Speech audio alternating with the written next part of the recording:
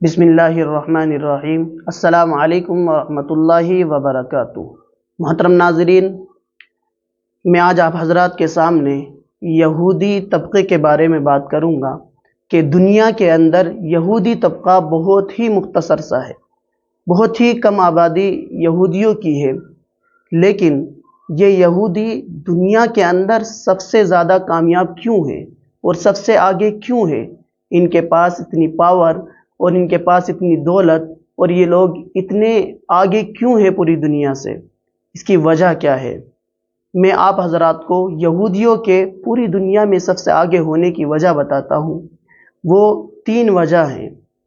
پہلی وجہ ان میں سے یہ ہے کہ یہودی اپنے بچوں کو بہت زیادہ اچھے طریقے پر ایجوکیشن دلاتے ہیں اور بہت زیادہ پڑھے لکھے ہوتے ہیں۔ جب پڑھا لکھا زیادہ ہوگا اور ایجوکیشن پاور ان کے پاس ہوگی تو ظاہر سی بات ہے اس میں سائنسداں بھی ہوں گے، ویگیانک بھی ہوں گے اور انجینئر بھی ہوں گے، بڑے بڑے ڈاکٹرز بھی ہوں گے۔ تو سب سے پہلی چیز ان کے اندر یہ پائی جاتی ہے کہ وہ اپنے بچوں کو بہت زیادہ ایجوکیشن میں آگے لے کر کے جاتے ہیں، اوپر کی پڑھائی کراتے ہیں۔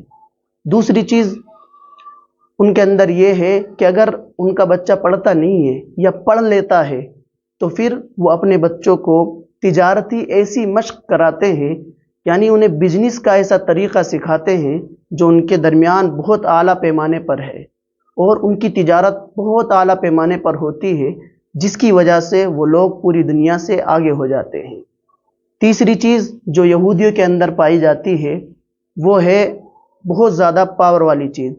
انسان اگر کسی جماعت کے لیے کوئی چیز ہے، پاور اگر کسی طبقے کو ملتی ہے تو وہ ملتی ہے ایکتا سے۔ جس قوم کے اندر ایکتا ہوگی تو وہ قوم آگے بڑھتی ہوئی نظر آئے گی۔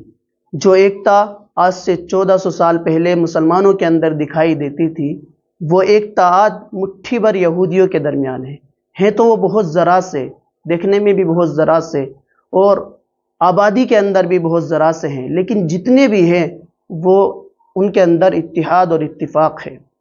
وہ قوموں کے اندر یا برادریوں کے اندر بٹے ہوئے نہیں ہیں، جس طرح سے عام مسلمان یا ہم لوگ ایمان والے قوموں برادریوں کے اندر، فرقوں کے اندر بٹے ہوئے ہیں۔